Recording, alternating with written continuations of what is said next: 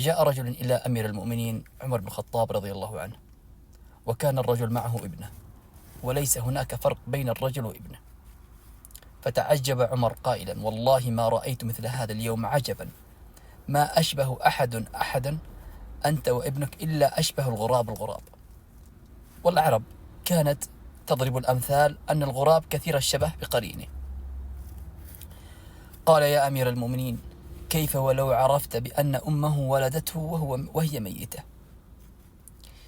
فغير عمر بن الخطاب رضي الله عنه جلسته، وكان رضي الله عنه يحب غرائب القصص ويحب غرائب الأخبار.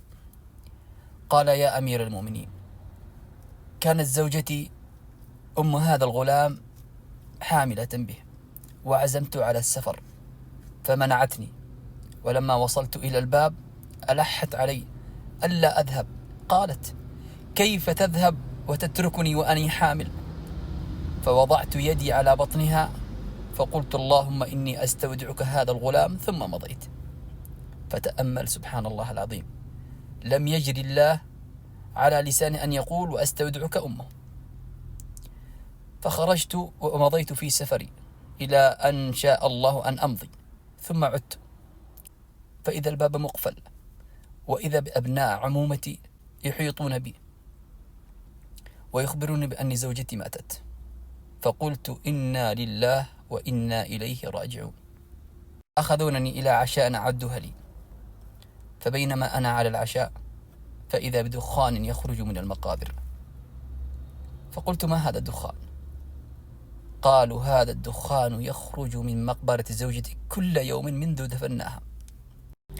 فقال الرجل: والله إني لأعلم الناس بها، كانت صوامة قومة عفيفة، لا تقر منكرا وتأمر بالمعروف، فلا يخزيها الله أبدا. فقمت وتوجهت إلى المقابر وتبعني أبناء عمومتي.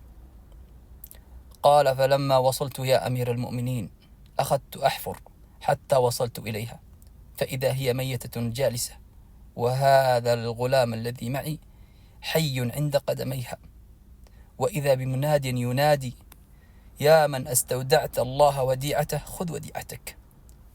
قال العلماء: لو أنه استودع الله جل وعلا أمه لوجدها كما استودعها، ولكن ليمضي قدر الله لم يجري على لسانه أن يستودعها الله سبحانه وتعالى. فالفائدة من هذه القصة يا شباب، كل ما خرجت من بيتك ردد هذه الكلمات.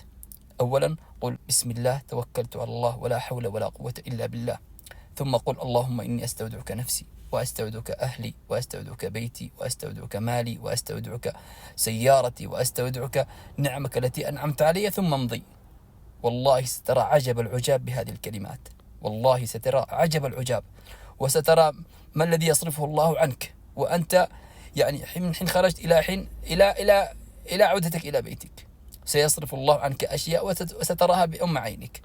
فحافظ على هذه الأذكار.